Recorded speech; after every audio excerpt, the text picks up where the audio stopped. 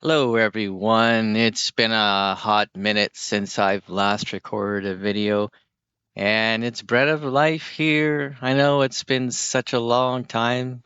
I just wanted to let you know I kind of stopped making Lego Fortnite content simply because I got kind of fed up with the game.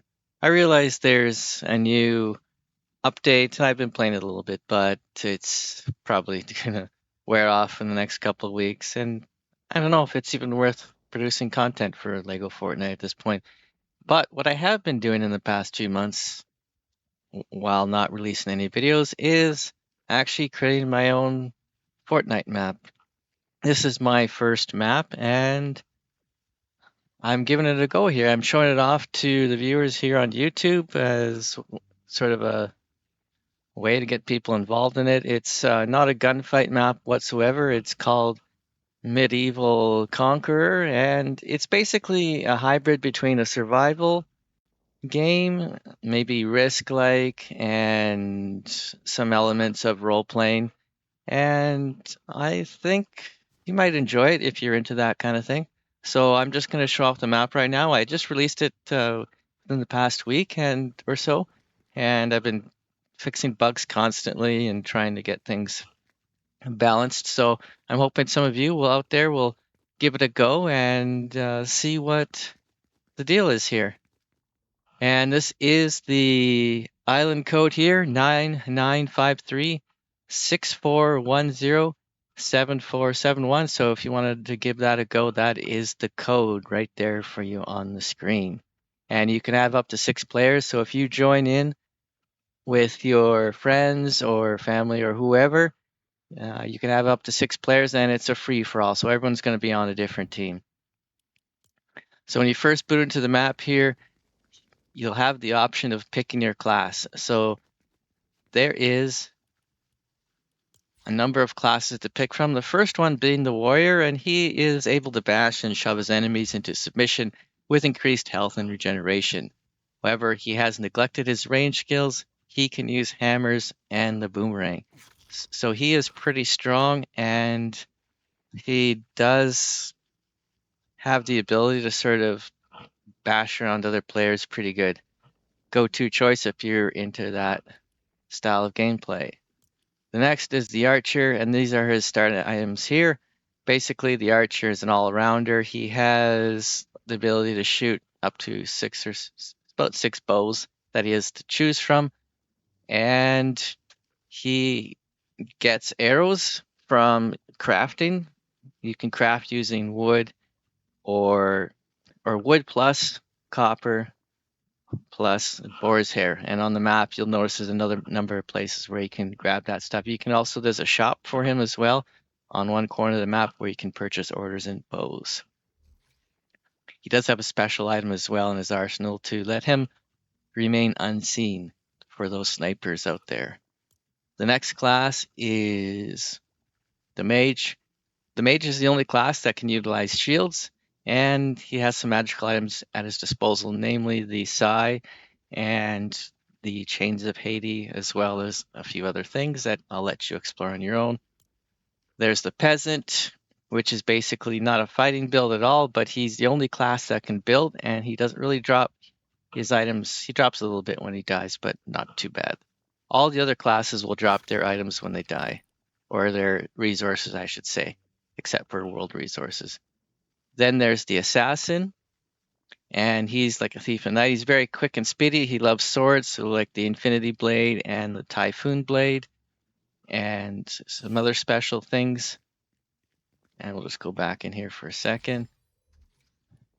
And then there's Ralph. This is the starting class, so Ralph doesn't really do anything. He basically says, "I'm helping." All right, so if you wanted to get more instructions, there's some instructions right here. There's a button you press, and away you go. I'll explain a little bit more in the video as well. This is the starting area. It's the floating island. And if I just look over the top here without falling off, you'll see the entirety of the island is right around here. So that is that. And then up here, there's a few shops. This is the return teleporter. It won't work unless you're coming back. from wherever you are. This is just a house here. This guy here is exchange resources. So if you wanted to sell off your metal, wood, or stone, you could do it here for some extra gold. Right here, you have, which I call as a makeshift backpack. So when you die, if you wanted to avoid losing gold, you can convert it into diamonds here or silver, because you won't lose your diamonds or silver from your inventory when you die. Up the stairs a bit is just kind of a health thing there for you if you get into some real trouble and you need to make your way back. This is a inaccessible room right now. And if we go back down and we get into the gameplay, there's actually some spawning peppers there as well. So we'll get into the gameplay here. I am the assassin class. He's very quick compared to everyone else. And the way to get off this island is through this portal here once you've chosen a class. And we'll just show you one other area on this floating island with the shops. So we got the guard here. Don't tick him off, he'll bounce you around. This is the basic shop here, and you got some basic items you have to help you win the game. The point of the game is to get 10,000 points, as you can see in the top left corner. And once you hit 10,000 points, the game will end. Now, there's various ways to get the 10,000 points. This is the peasant shop here as well. So he's got a few things I can't access at the moment, because each class can only access their own shops. So we're going to fly off the island here.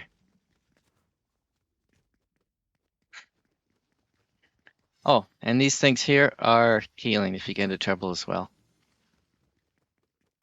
So we're going to get off the island here and teleport somewhere. And we've teleported to an area with some boars in there. So there are rideables in this game as well. If I kill this boar with my thing, I'll get some meat, I'll get some boar hair and some bones. And these resources are all useful because throughout the map are a bunch of capture zones. And this is the primary way in gaining points. Here's a capture zone right here. And this is just a capture zone where you can deliver bones to. Now, you don't have to have bones in your inventory to capture the zone, but once you do come back with bones in your inventory, you will get some points for that as well. And this is just one of the areas. And once you start capturing it, you'll see I have 4 gold now in the bottom right corner, and my scores went up to 30. So periodically you'll gain some score. Now, when you do die, you will lose a portion of your gold and a portion of your points as well. So it's pretty good not to die. Being the assassin, this is the assassin shop right here. And you can go in here and you can see the different prices for the items here. If I open it up, you have like the kinetic blade, the grapple blade, the typhoon blade, and so on and so on. So I'll let you explore that on your own. There's lots of places to visit on this map as well. I'll show you one area that you might want to go when you start off, and that's these bamboo areas. And bamboo areas, they produce random wildlife creatures. And right now we have a raptor. And also there's resources here. Random resources will spawn. So we got things like copper, grubs, black powder, which is useful for explosive type weapons. Sometimes arrows will spawn, and coal as well. So pretty much all the resources, except for a few at this point, are very useful. Some of them don't have a use yet, but that's coming in the next update. We also have a hostile area over here where you can take over.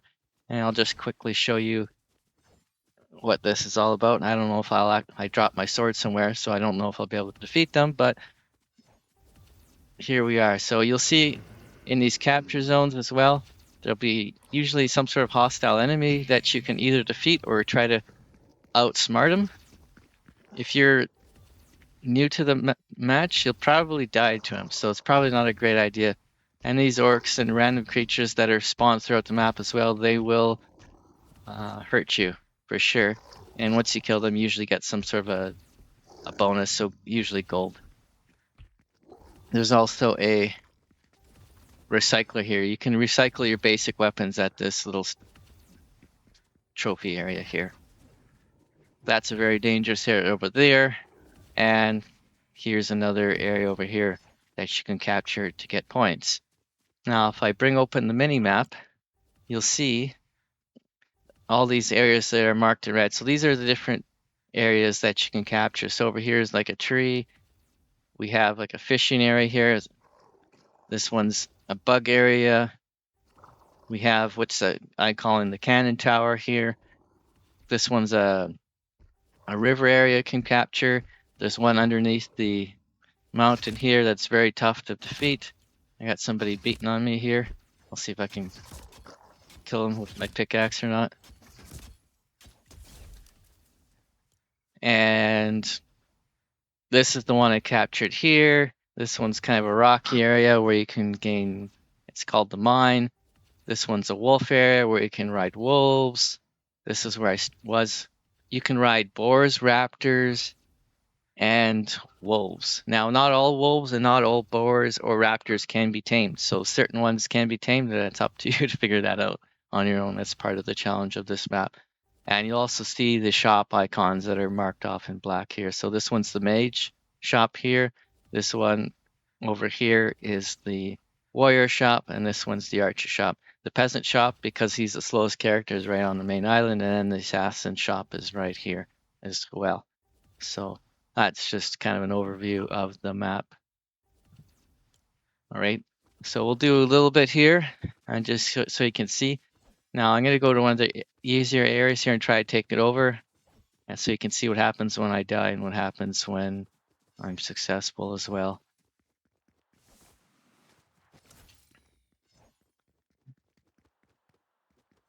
And we'll just zip over there. We'll do a jump cut, I guess. All right, so here we are at the cannon tower. This is one of the most dangerous places on the map. It takes cunning and skill and lots of patience to try to figure out how to capture this area, because if you walk through the front door, you're basically going to die right away. So I just lost a whole bunch of health right there.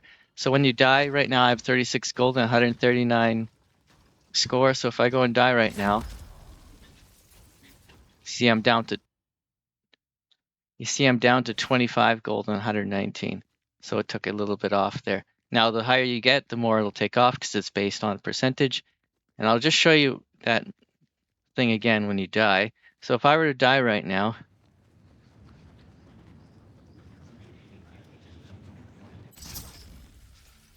you'll have 18 seconds to look at the map and see where you died in case you got lost somewhere. So if you bring up your map quickly, you'll see a little red splotch on the map, and that's where your items will be. So I'm going to just go down there, and you'll see it says you were here. That's kind of an improvement I just put in the last couple days, and that'll help you find your stuff. Okay, so I think this map will be enjoyable when there's more than a couple players on it, because it's kind of big-ish, not super big, but big enough that you don't run into each other a lot. So if you're the sneaky type, you could probably remain hidden most of the game.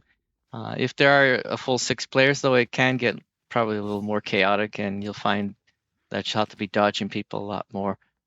But yeah, the goal of the game is basically just take over all the territories, and depending on what team you're on or what color you are when you start the match, you'll have a different color showing that what color the icon is. And if somebody attempts to take over the zone, you'll notice that there's like a little, I'm going to say, border that starts to fill in with the opposite team's color there. So you can kind of tell what's going on as well.